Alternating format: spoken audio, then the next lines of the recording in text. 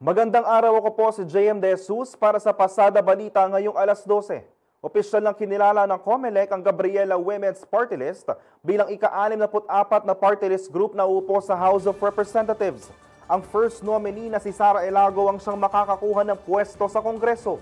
Ayon kay COMELEC Chairperson George Garcia, sa kabila ng hindi pa opisyal na ipapaalam sa Gabriela Naturang Development, inialis nito ang anumang agam-agam sa kanilang pagpasok sa Kongreso. Makailang beses na raw na bumalik sa tanggapan ng Komisyon ng Naturang Party List Group para sa kanilang proklamasyon.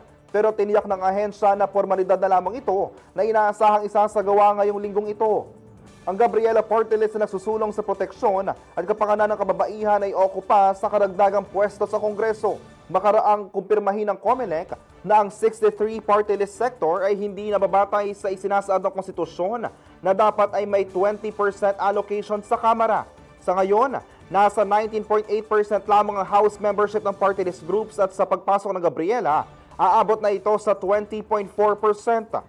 Samantala, target raw ng COMELEC na makapagparehistro na hindi bababa sa 3 milyong overseas voters para sa 2028 national and local elections.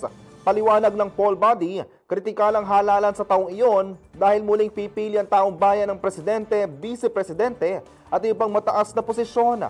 Magsisimula ang overseas registration sa December 1 at magtatapos ito sa September 30.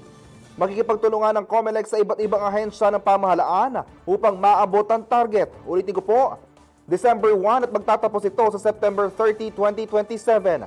Sa datos ng May 2025 elections, mahigit 1.2 million overseas Filipino workers ang nakarehistro.